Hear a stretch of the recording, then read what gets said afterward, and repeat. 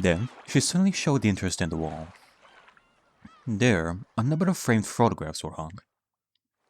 Many were commemorative photos from when the Kumasawas got together as a family, or went somewhere to play, and Kumasawa herself was in many of them. Still with a smile that made it so you could almost hear her lighthearted ho ho ho ho ho laugh.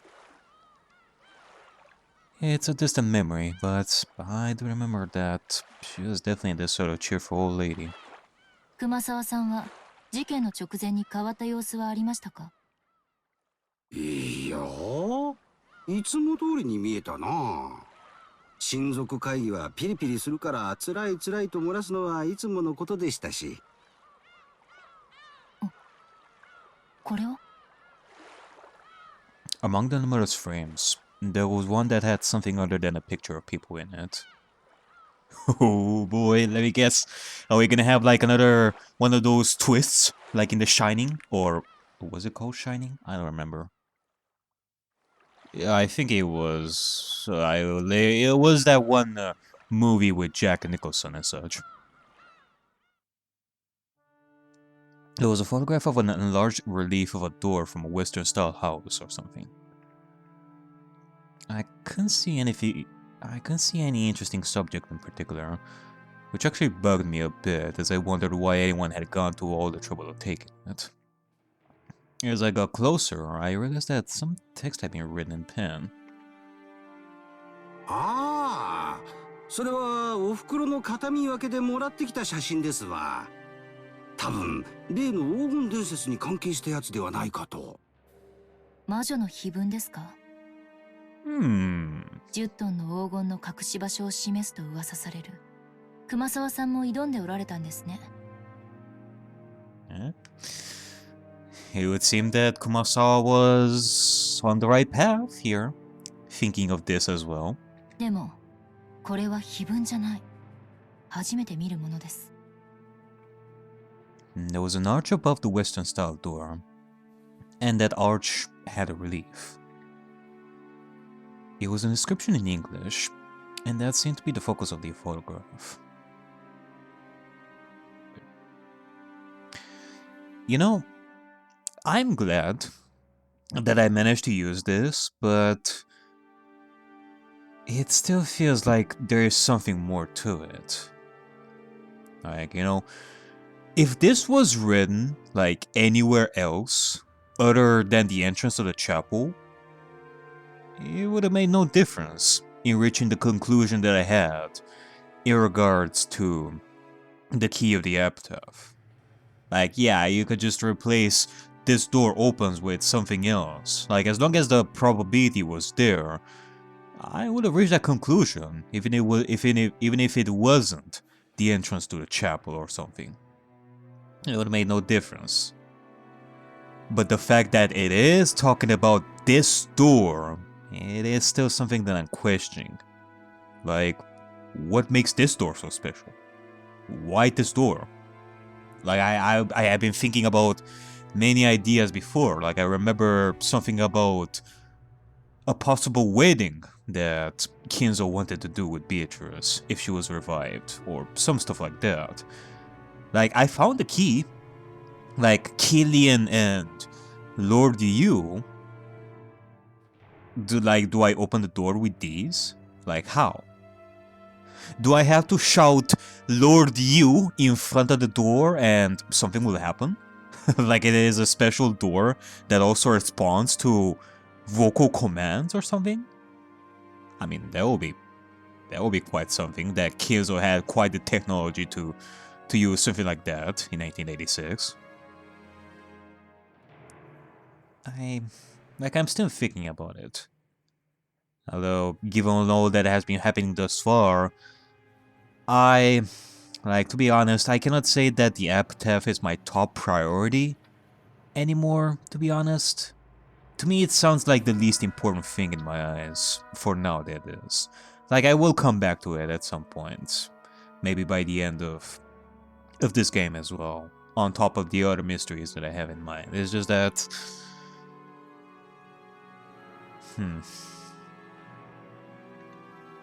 The pen writing appeared to be a translation into Japanese. この扉は1000兆分の1の確率でしか開かない。 Wow. You know, I actually forgot that I didn't even get to this message. Like, I didn't even get to see this message in its, like, in its entirety before.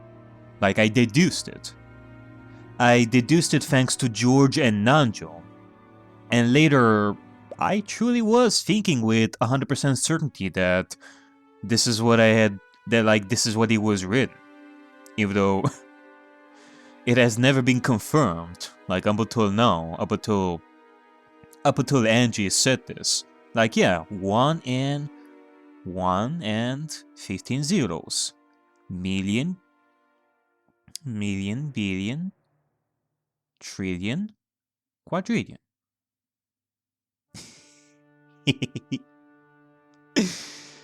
I feel like hugging myself. I love myself today. あなたは1000兆分の1の確率でしか祝福されない。知らないわ。こんな文章、碑文にもお姉ちゃんの日記にも出てこない。おふくろの遺品の中に碑文の謎解きに挑戦してると思われる写真やノートが結構出てきたんですわ。おふくろも案外そういうのが好きだったんだな。なんでも10トンの金塊が隠されてたって噂だ。そりゃおふくろも夢中になるはずですわ。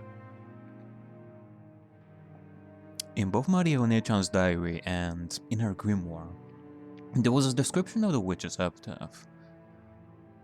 It mentioned about how it was a ritual to open the door to the Golden Land, and Beatrice's resurrection ritual, and Beatrice's succession ceremony, and so on.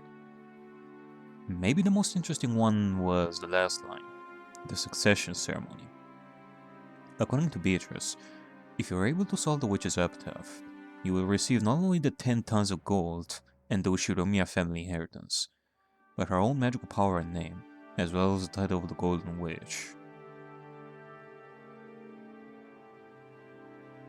Among the Ushiromiya family at the time, the witch's epitaph was thought of as a difficult quiz, which the head, Kienzo, had prepared to select his successor.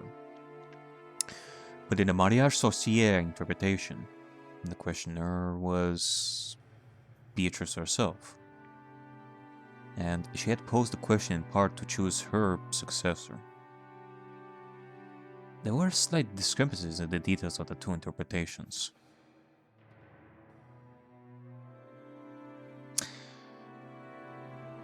Either way, its disturbing contents brought to mind a bloody serial murder, and both the message bottles depicted a crime that followed that pattern.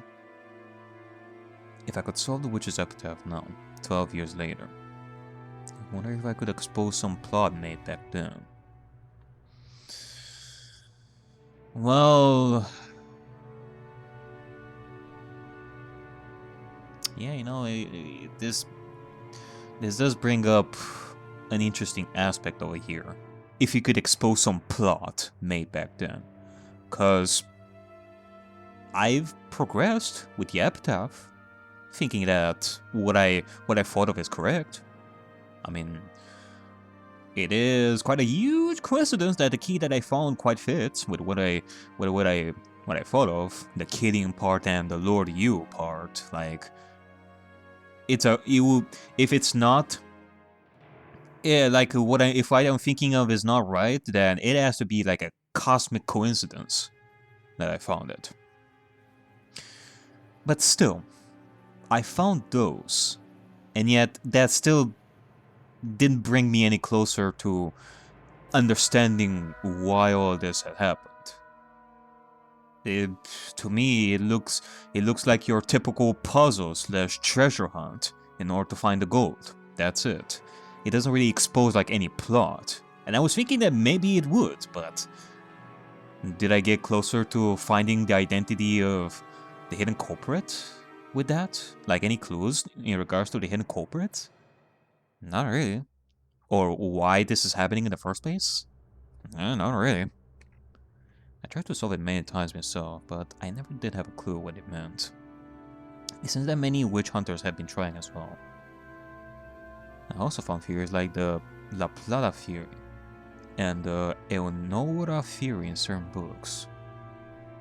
La Plata theory? Eonora theory? However, none of these theories were conclusive. 他にも資料が？あると思うけど、兄弟で適当に分けたからな。誰が何を持ってるやらさっぱりですわ。申し訳ない。この熊沢さんが撮影した英文だけ読むと、めったに開かれない開かずの扉という印象を受ける。でもこれは屋敷のどこかしら。光の具合から屋外みたいだけど、熊沢さんはこの中にその黄金が隠されていると睨んでたのかしら。さあ、いずれにせよ六軒島の屋敷のどこかでしょうな。Or somewhere inside the chapel. I was thinking, like, if Kumasawa thought that maybe the gold laid behind this door, which would be the chapel. I mean, I'm pretty sure I thought of the idea that maybe it is hidden inside the chapel somewhere. Like, maybe there's a hidden door somewhere inside the chapel that would lead to the gold and such. I don't know. I mean, do I have any evidence towards that? Well, there's the arch and all that. It talks about this door opening only at the probability of 1 in a quadrillion and such, making me think that the gold is inside there somewhere.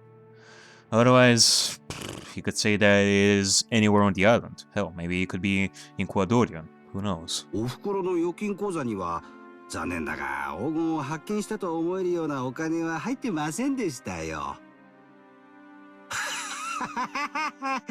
さすがに見つからんかったんでしょうな。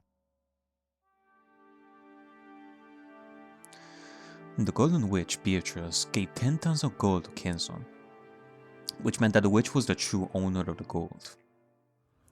Beatrice was the owner of all the vast fortune of the Ushirimiya family. And the witch holding this vast wealth had massacred the humans of Rokkenjima on that day, and sent large amounts of money to the surviving relatives, like it was a game. Like hell, it's a letter from the dead. This is a desecration of the dead. I was once again convinced. My family, who died on the island that day, didn't die and go to heaven. They are being trapped by the witch even now, and are being desecrated and tormented for all eternity.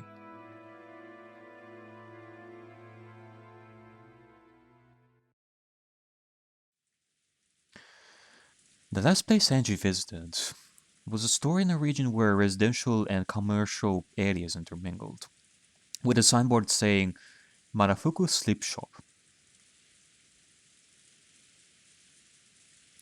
There lived a man who had been the captain of the ferryboat to Rokkenjima at the time. Even he, who had once lived as a man of the sea, had retired after contracting a serious illness, and was now being taken care of at the house of his son and his son's wife. よく覚えてる。あんた、まだこんなに小さかった。立派になったな。Captain Kawabata.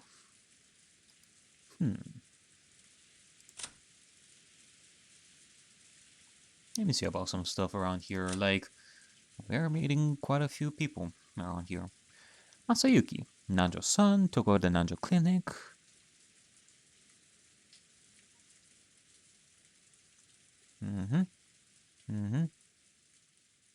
He used to have a daughter who was inflicted with an intractable disease, but unfortunately she wasn't able to live out her natural lifespan.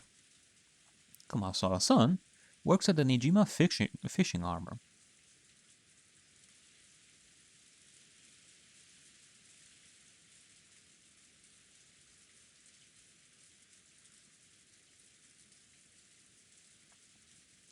Hopes are on him that he might have heard Chedi Kumasawa let something important slip, but I mean, we got that thing about the epitaph. An old man who used to captain the high-speed boat that went to Rokkenjima back. It is beyond doubt that of the existing survivors, he is one of those who know the most about Rokkenjima. From various comments by the servants who used to go to and from the island, the media hoped that he might be quite knowledgeable about the internal affairs of the Ushiromiya family. However, he would say nothing, and so they eventually began to forget about this old man. Servants who used to go to and from the island. You know, I've heard names being mentioned before of different servants other than Shannon and Kanon and such. I wonder what their stories are on all this, because for the most of these games, you would think that Shannon, Kanon, Gora, Genji, Kumasawa were the only servants of this, but no, there are more. There are definitely more. It's just that we don't know jack shit about them. そして、さぞや辛かっただろう。お前さんの気持ち、よくわかるぞ。The former boat captain was so full of energy that you couldn't really tell why he had returned in the first place. His memory seemed clear to him. He had a good memory of things that had happened more than a decade prior, and it seemed that he couldn't even remember how Angie had been at the time. The lively conversation was very helpful for Angie. But at the same time, the captain also remembered the final family conference very well, and the fact that he had detailed memories of even Belder's "Gonna fall! Gonna fall!" on the boat was instead painful for Angie. Good times. Simple times. Back in the first game when I thought to myself that I had a pretty good grasp on the possibilities that could have happened. Only for 3 more games to happen, and now I'm here. Like, I am thinking of so many theories nowadays, but if I am to compare the theories that I have now to the theories that I made in the first game, some people are probably gonna say that I'm going complete bonkers about the theories that I'm making nowadays. And why wouldn't I sound so bonkers about this? Thanks to Virgilia's Brawn Tube. Thanks, Virgilia. And I've been so back then as well. But even now, there was no public way to cross Rokkenjima. It was necessary to make an individual request to an owner of a boat to make the voyage. I still hadn't managed to arrange for a boat to Rokkenjima. So if he refused me, the voyage to Rokkenjima would probably become hopeless. わかってる。今、あの島に行きたがる船なんぞ、簡単には見つからんだろう。今じゃ六軒島と呼ばず、古い名前の悪食島と呼ぶ者までおる。この辺りの船乗りじゃ、首を縦には振るまいな。Akujikijima. Originally, Rokkenjima had been feared as an island of disaster by the fishermen. And when that incident happened 12 years ago, that fear reached its peak. They respected the sea, feared it, and revered it. There were almost no sailors who would try to take a boat to the cursed island. Because of that, most of the witch hunters were unable to cross over to Rokkenjima, and were limited to taking a trip around the island. Ironically, this caused the mystique surrounding Rokkenjima to increase even more, and resulted in the proliferation of the bizarre witch stories they loved so much. 船は出してもらえるでしょうか。うん。明日だけ返してもらう約束になっとる。最近はエンジンがだいぶご機嫌斜めらしいがな。かっ飛ばしてやるわい。The former boat captain promised that tomorrow he would go back to his previous job and take his boat out to Rokkenjima. Oh, to me it ain't that much of a surprise that he will take Angie there. Otherwise, I would have had to question how Angie managed to get the boat and a captain in order to get to Rokkenjima. With this, I managed to secure a method of transport to Rokkenjima. This is probably all I can do on Nijima. All that's left is tomorrow. Orokenjima, I'll reach the final destination of a journey that stretches back 12 years. よかったね。これで島へ行けるようになったね。そうね。船を見つけるのは難しいと聞いていたから、船長が協力的で助かったわ。園児様ほどではないにしても、船長にとっても12年前の事件は未だ抜けないトゲなんでしょうね。ウリュウ、船長さんも心の整理がつかなかったんだね。ずっと。そりゃそうでしょう。約束通り10月5日にあのじいさんが船を出してくれれば大勢が助かった可能性がある。ちょっと風が強いからといって船を渋らなければ。ウリュウ、そんなこと言っちゃダメだよ。船長さんもそれを今日までずっと苦しんできたはずだよ。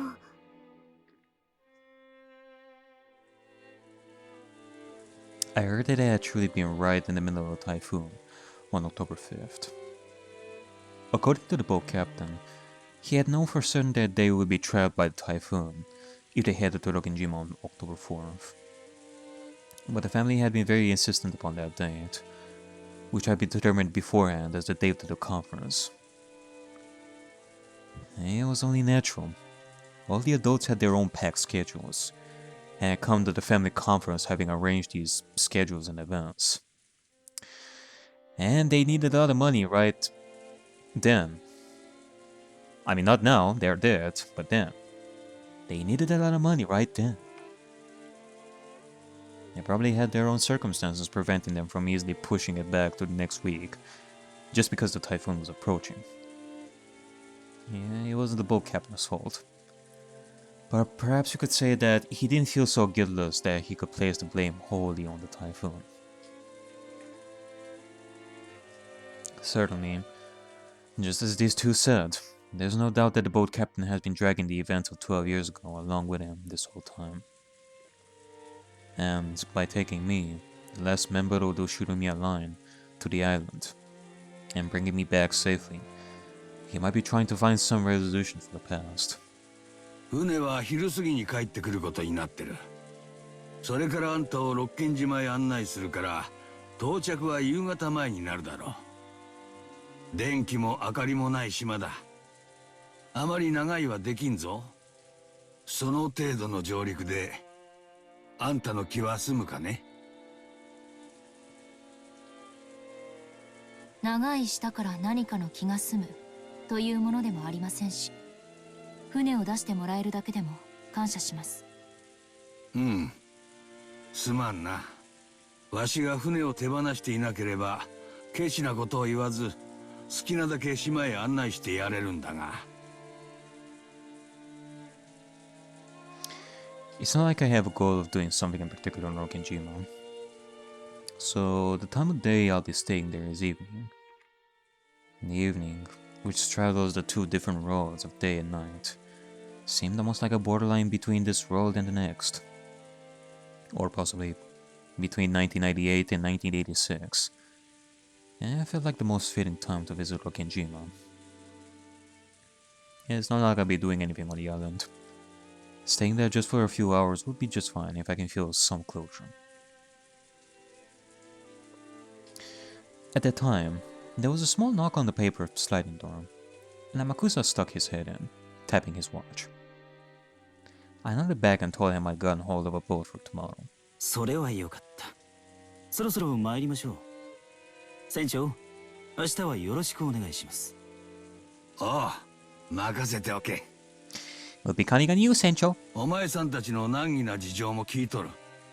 わしも当時のワイドショーを見ていて、面白半分に事件をかき回す連中に虫唾が走っとったもんだ。協力は惜しまんよ。ありがとうございます。それでは明日お昼に。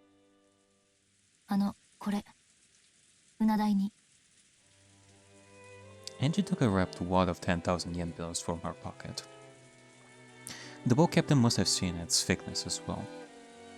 But he paid it absolutely no interest, and shook his head. わしはお前さんに感謝しとるよ。これは天のお導きだ。あんたを六軒島へ連れて行き、そして無事に連れ帰る最後のチャンスをくださったんだ。わしは金蔵さんに任されていた最後の仕事を今ようやく終えることができる。だからあんたには感謝してる。金は当時の金蔵さんからたらふくもらってる。あんたから取れんよ。ありがとうございます。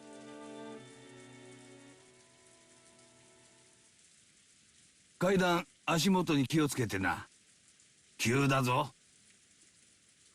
I went down the steep staircase that was the exact opposite of accessible. It was getting hard to believe that there had actually been a chest of drawers and a TV in the room upstairs. Most of the first floor was a bedding store, with many futons piled up on each other.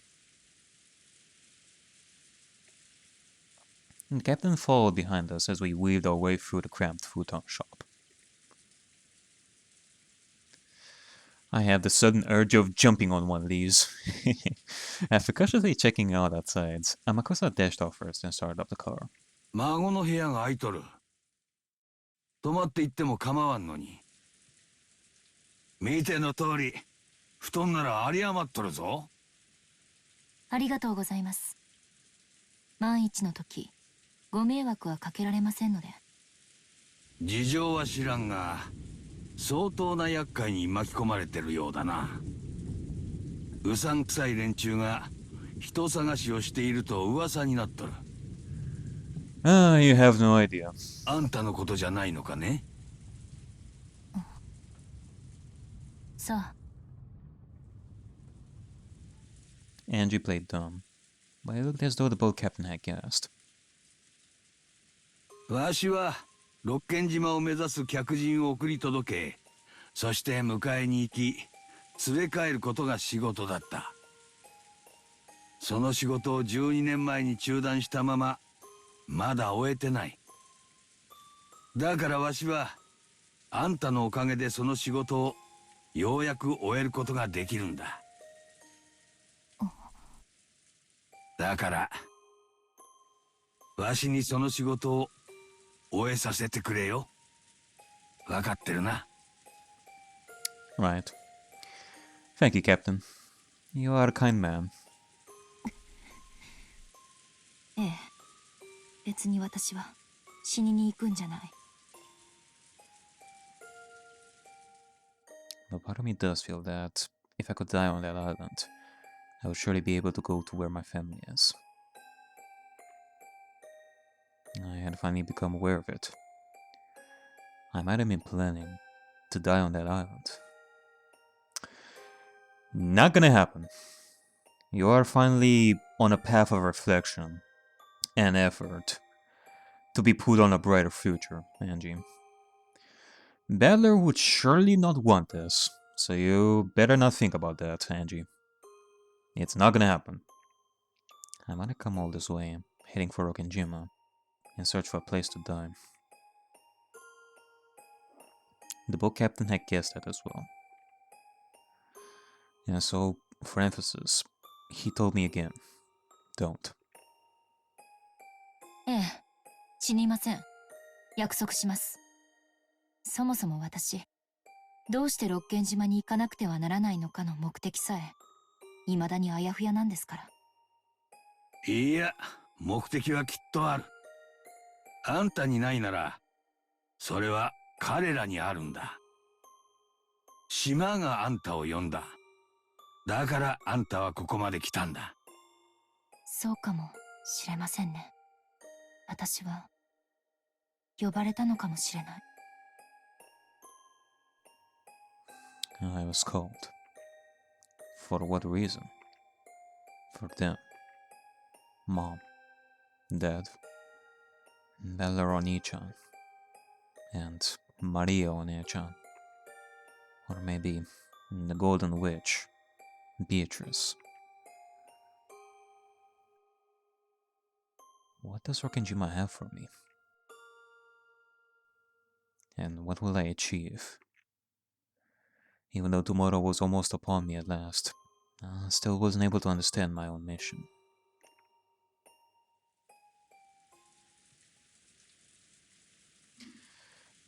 There was the sound of a car stopping in front of the store, and a short honk could be heard. それでは明日失礼します。Alright, see ya, Captain. I got past the stacks of futons in the nail store, and was about to go outside. Just then, my feet stopped. どうしたね？あれは？ん？あれ？はて、何の話だね？ Trembling all over, I pointed at it. But no matter how much the boat captain squinted, he noticed absolutely nothing in that direction that should have surprised me. No? That means... ありえない。どうしてウリュウ、エンジェ、どうして、どういうことなのこれは。私にだってさっぱりだわ。What is it? I can't see anything, damn it! What's going on? そんなバカなことってあるの？これは魔法なの？奇跡なの？ええ、多分これは運命よ。私は今理解したわ。これが私の使命だったのよ。ウリュウ、私には何が何だか。I was frozen in position, shaking, pointing into the semi-darkness inside the store. どうしたんだね？何があるんだね？わからん。わしにはわからん。あんたには何が見えてるのかね？ありがとう、船長。全部これは運命だったんです。 Like, in what way it was all fate? Like, what are you talking about? Like, what are you seeing? Don't leave me hanging here, damn it! ここに私が訪れることさえ運命だった。これが私が六軒島へ行く目的で使命なんです。エンジさん、どうしました？トラブルですか？わしにもさっぱりわからん。お嬢ちゃんが暗がりを指さしたまま固まっちまったんだ。エンジさん、大丈夫ですか？何が見えるんですか？あなたたちには見えないの？それよ、それ。見えないの？見えるのはただの陳列棚です。誰も言いやしませんぜ。ウリュウ、エンジェ、僕には何が何だかわからないよ。これは夢なの？魔法なの？どういうことなの？エンジェ。 Sakataro lifted his face towards Angie. From her eyes, slid a single tear. エンジ様。理解したわ。お姉ちゃん、そしてベアトリーチェ。ウリュウ。 So this is magic.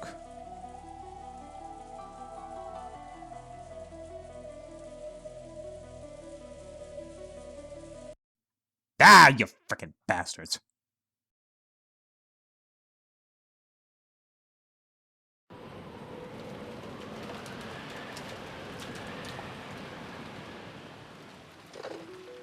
Test って？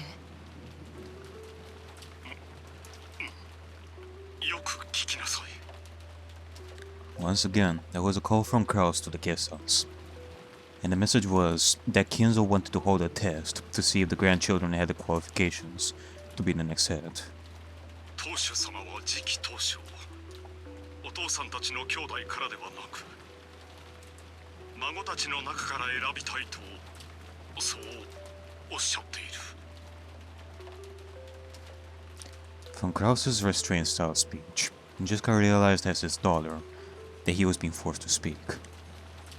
And she was forced into the realization that the hostages were being exposed to the danger even now. And that if they refused this test, there was a possibility that the hostages would be harmed.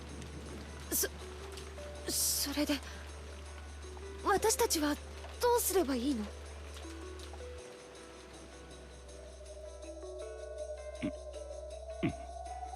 待て。 Kraus held the receiver away from his ear, then looked at the grinning Kinzo on the other side of the bars. Kinzo gave his next order. テストの前に無関係なものを排除しなくてはならない。ゴーダと熊沢がそこにいるのであろう。テストに干渉されては邪魔なのでな。彼らをゲストハウスより追放せよ。追放ですか？バラ庭園に園芸倉庫があったはず。そこへゴーダと熊沢を閉じ込めて施錠せよ。まずはそれからだ。直ちに遂行するように伝えよ。我が武具たちが監視する。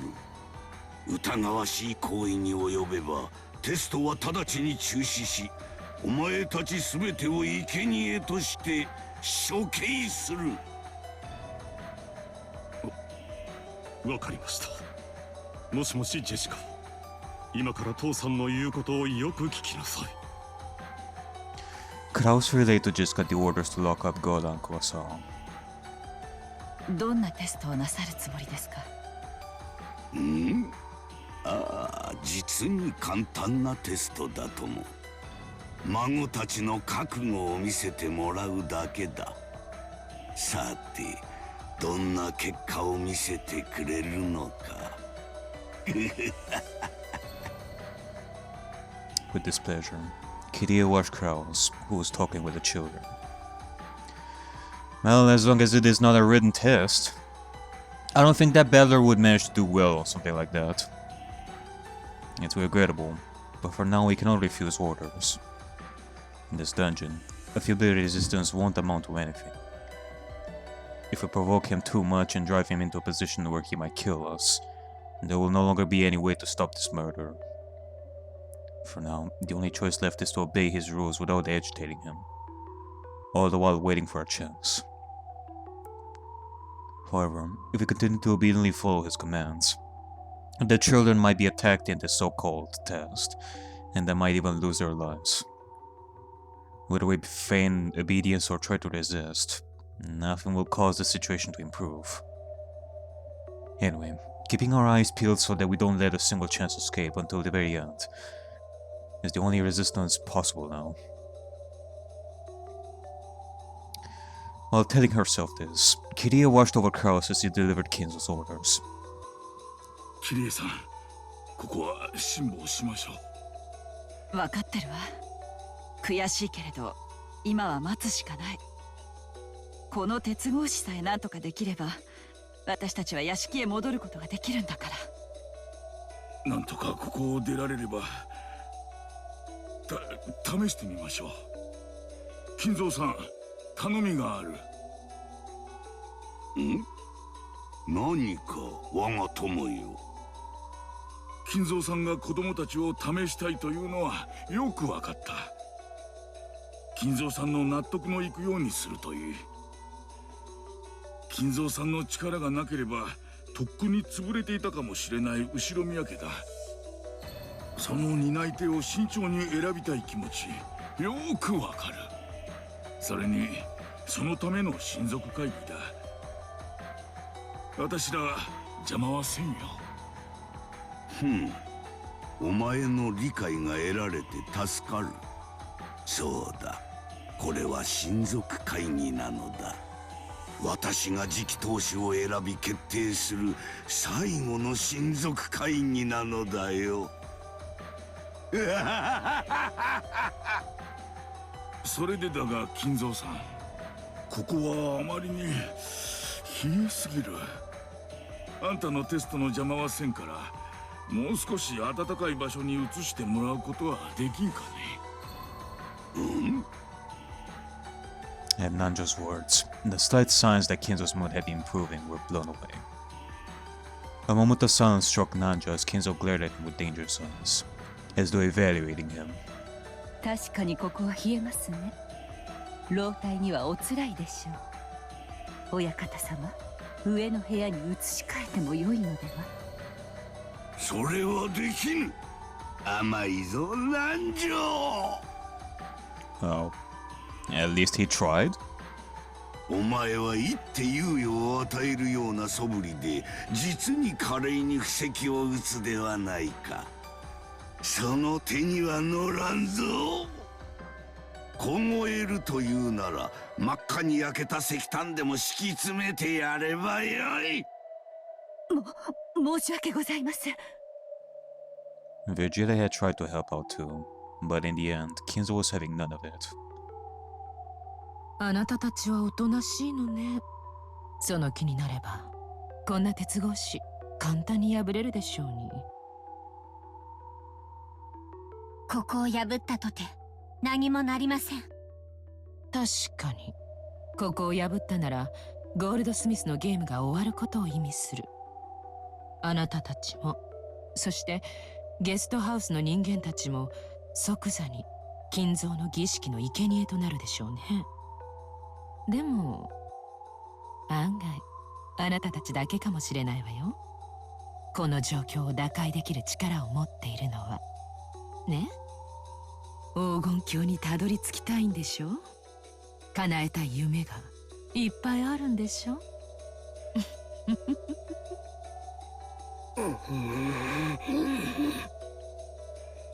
ガープ、挑発はいけませんよ。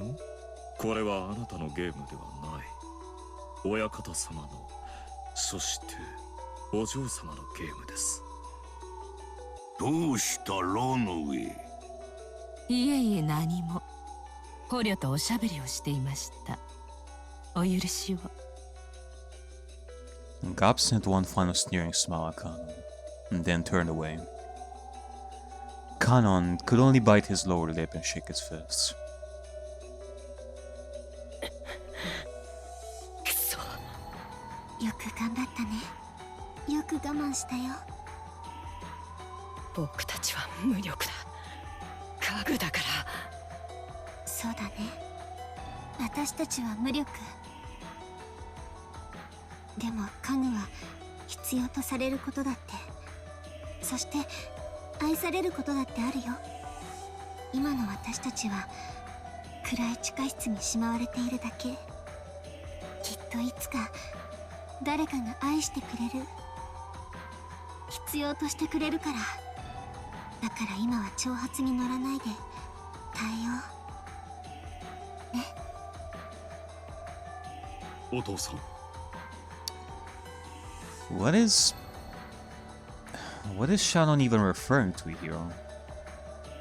I mean, it sounds easy to understand, but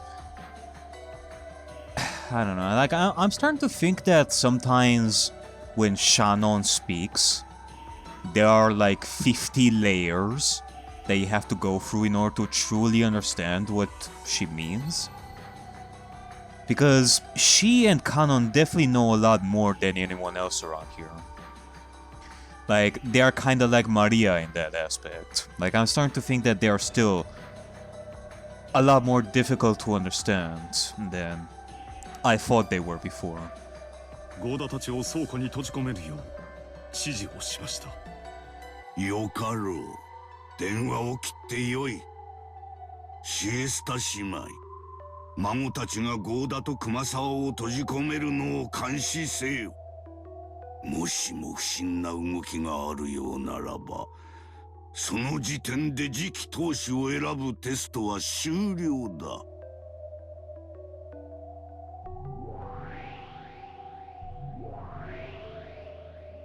When Kinzo made his order, the Chister sisters appeared behind him in a line. 了解であります。石膏は私がやる。556と410は両翼支援。556? Oh my. Another Chister. 45は全集計回。00-556は。そうだった。すまない。いい子でした。だから私は嫌いに。Wait, what? What are you talking about? いいやつは。何をしているかシエスタ姉妹。我が命令を遂行せよ。失礼しました。Like maybe I was wrong? Maybe when Rosa broke that bunny statue in front of Maria, it was actually 556 and not 00? I mean, maybe. But then why is 00 acting as if she completely forgot that? Like, if something bad happened to 556, they would not forget that. では、監視に向かうであります。出撃! The Chister sisters erased their forms simultaneously. Nanjo and Kiryu witnessed the instant they appeared into spirit as if by teleportation. But they interpreted this as if they had probably moved in and out of the darkness in a way that only looked like teleportation. And the two could not do anything but rub their eyes. さて、私はテストの準備をしよう。ロノウェ、ガープ、お前たちには試験官を頼む。ワルギリアはこやつらを監視するように。何しろ我が家具が2人いる。一応は警戒せよ。He glanced sharply at Shannon and Khan. Tightly closing her eyes, Shannon gave a sound blow, answering wordlessly that she would not cause any trouble. かしこまりました。注意します。リーアの老体には寒くて辛くない？湯たんぽでも持ってくる？うるさいです。早く追いきなさい。ガップ。さてさて、テストとは、そして試験官とは、今回のゲームは変わった試みですね。お嬢様を楽しませる展開になると良いのですが。さあさあおいでなさい、ヤギの従者たち。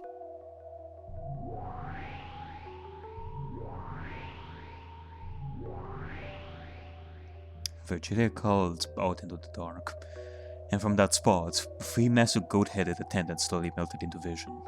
リーチェの眷属ね。便利だわ。しかも暖かそうだし。ああ、湯たんぽの代わりね。なら、ヤギより羊の方がいいんじゃない？カシミヤ臓器のくせにうるさいですよ。彼らは賢くはありませんが、命令に忠実で強靭な頼れる従者たちです。任せるぞ。我が友ワルギリアよ。残りのものは私と来い。Kinzo turned with a grand swish of his cloak. Following him were Ronoe and Gop, as well as the 3 recently summoned goat attendants. あなたたちは私と残るのですよ。ついていかないように。The goats jumped in surprise and then came plodding back. Sorry, goats. Guess you guys really wanted to see some action, but sadly you will have to stay here. Kirie, who had been watching in disbelief as all of this played out, couldn't help but snort. 愉快な部下ね。ゴールドスミス卿より死後の許可は与えられていませんよ。I still don't understand why you care so much anyway. I mean, what did the old fart do for you to see him in high regard? Like, if they want to speak ill of the old bastard, then just let them be. She was probably a little embarrassed. Virgilia had spoken coldly, but Kirie could see right through that, and for a little while, she couldn't restrain her muffled laughter. However, on the inside, Kirie was surprised at the number of people Kinzo had with him. Because, including Kinzo himself, at least 10 enemies had already been spotted. The dungeon they were currently locked in was supposedly underneath a hidden mansion called Guadorian. Although this mansion's existence had been whispered of, not even Kraus had known it for a fact until today. Were there actually several facilities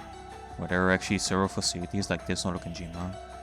Unknown to all but Kinzo, hiding an untold number of henchmen that only Kinzo knew of? Just how many humans are on Rokkenjima, locked away by the typhoon?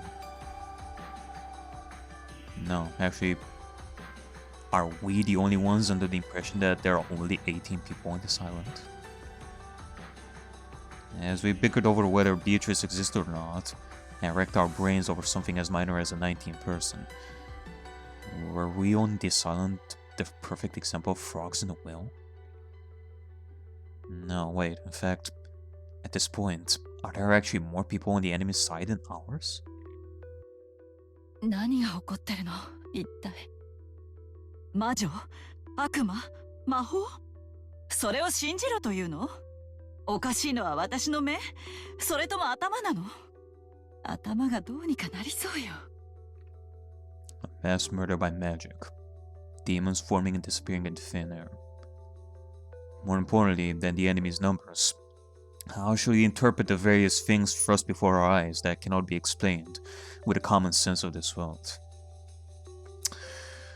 Story of my life, Kirie. You know the pain that I have to go through in order to understand the Braun tube. Kirie started to feel like she didn't know what was going on anymore.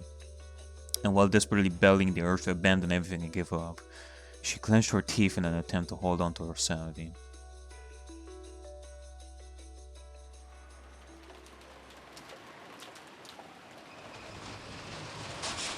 Obviously, Goran and Kumasawa were quite unwilling to be locked in the Rose Garden shed. But they had been threatened that, if they resisted, the hostages' safety could not be guaranteed. It was fairly hard to get them to agree.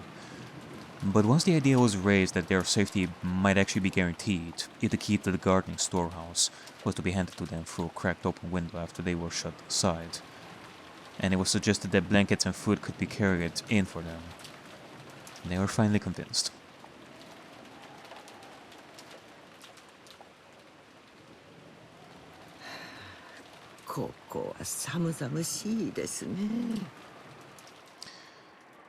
Alright, well, I think that this is the best place for me to stop and address something. Like, I have been waiting for the moment to die down and talk about this freely. Pick a seat around the table and wrap a blanket around you, kids, because this is probably going to be a lengthy discussion that I have over here. Like, there's going to be quite a discussion over here in regards to what I want to say. So, yeah. As we have seen throughout this game, like, Kinzo seems to be a rather important figure in this than the other game. Like, he is much more important in this than the rest of the games. And it just makes us think more and more on Battler's Blue Truth about how Kinzo is already dead. But we see him plain as day here. I mean, even I made an orange theory regarding how Kinzo is actually outside the Rokkenjima, and that he will eventually die outside of Rokkenjima. But whether we are talking about Battler's Blue Truth or my orange theory, like, us seeing Kinzo here would completely shatter what we thought of if we do not think of this as a magic claim. Cause no matter what things I see, like, I still want to wait on Beatrice to actually say that Kinzo is alive. Cause here we are talking about truths preceding truths. Red truths have a higher importance in winning the game as such. If Beatrice truly wants to defeat us, she has to give us a red truth. Otherwise, if she doesn't give us the red truth and we only have the blue truth, even if we are to see this, then our blue truth will win. That's how I understood the rules last time. So I still don't want to wait on Beatrice to, like, you know, actually say that he is alive, to say that in Red Truth and all.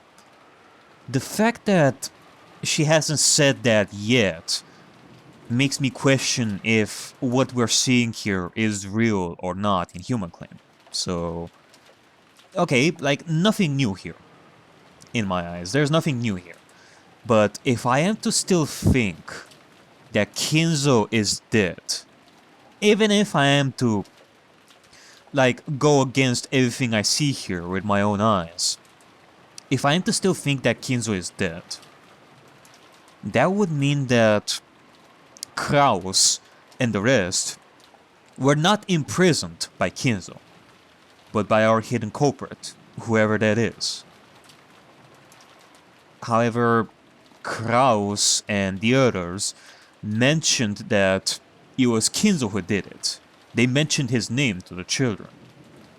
So, my guess is that our hidden culprit forced Kraus and the rest to make Battler and the rest of the kids think that Kinzo is responsible, when in actuality, it is our hidden culprit. That the hidden culprit forced Kraus to say that, oh, it was Kinzo who imprisoned them. But, you know, when I'm thinking about this, the next question would be, why?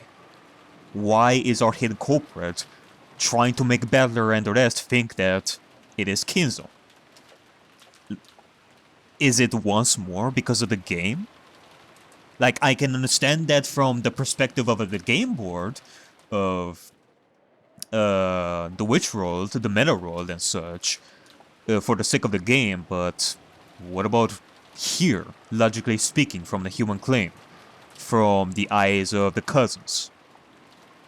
Like, if I am to think of this from the perspective of the game, I guess this would make a stronger connection that our hidden culprit in Human Claim is Beatrice in Magic Claim. They both would want Battler and or cousins to think that Kinzo is alive.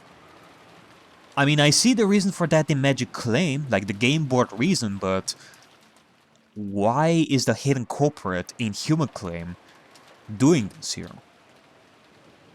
I mean, this is me assuming that Kinzo is dead, because if Kinzo is alive and he's the one responsible, then I mean, we can basically throw away everything that I said here and just move on. It won't be such a big deal. It's just, if Kinzo is alive, then he is alive. And there is not much to discuss here. There is not much of a mystery there. But I don't know, like, in retrospect, everything that I'm saying here makes me sound like I'm complete bonkers. But there is hope, however. Like, if Battler is to be tested himself, then he will be able to see what is going on. And that might create a bigger picture for the Human Claim. Because I'm still going full throttle with my idea of Battler's viewpoint, because he has magic resistance. Because if he didn't, then he should have seen a lot of more, like, he should have seen a lot more magic events in this. But nope. This Battler over here did not see what the adults have seen. But you know what? It's like, at the same time, it can also be dangerous, because like, I'm not even worried about Battler meeting Kinzo soon. No, I'm not worried about that.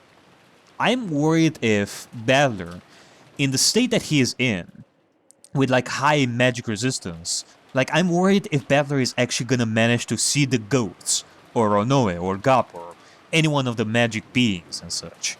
Because if he will see them, then that pretty much destroys my idea of Battler's viewpoint being important. And I'm basically back to square one. If he sees magic in front of his eyes, with the current mental state that he is in of not believing in magic and having like a high magic resistance, then his viewpoint does not matter anymore in determining what is a human claim and what isn't. Like, what should I believe is the human claim in order to understand the human claim side of the Braun tube? I mean, fuck. At this point, you could believe that everything that we see on the game board is the magic claim, and that's about it. But I'm not ready yet to throw the towel on that one, because if my viewpoint, if my idea about Bladder's viewpoint is to be crushed, then the only thing that we can truly trust to be the human claim is whenever we're gonna have like a debate with Beatrice in regards to the human claim and all that, with the red truths and all that. Other than that, everything that we see here is magic claim, and that's about it. Unless there is some other idea that would help me in determining what is a human claim and such. And you know what the worst part is? I may actually be back to square one in regards to the human claim, like Battler's perspective. And that is thanks to Kirie. Because you look at Kirie and think that she's basically in the same boat as Battler. She is a very logical person, like one with high magic resistance, that tries her damnedest to understand what is going on. Like the rest of the family, like Nanjo, Crow, Shannon, Conan. I was about to say Conan. Kanon. I don't know why I keep making that mistake recently. It's not... Like, I've known Kanon for 3 games. I don't know why I make that mistake recently, but Kanon and all that. Jessica. Even George, thanks to Eva. Like, they're all influenced by Kinzo's magic shenanigans and such. Because they lived with him for so long. Like, Eva lived with him for so long and more than likely influenced George in some way thanks to her belief in magic and such. But Kirie? No, she wouldn't be affected by magic in that aspect. And she was part of the magical mass murder. So, yeah, if Battler goes through the same thing, then this can break it. Like, I don't know, we shall see. We shall see. And I think that is all I had to say. Yeah, I think so. I mean, I guess there is one more thing that I want to add. And after this, I'm gonna end today's episode. And it is that lately I'm having like a vendetta against this game. Like I have like a vendetta against Ryukishi that I'm starting to suspect in episode 4 that Ryukishi hates me. Which makes it all the more reason why I want to solve Umineko in the first place. I mean, I guess it's nothing new. I think I had the same thing happen with Kodaka when I went through Danganronpa and such. Call it a friendly game of wits. So, yeah, I guess so. I'm gonna take a bit of a break over here. I'm gonna eat an apple over here. Can you hear me bite on the apple over here? Let's see. I think you probably heard that, right?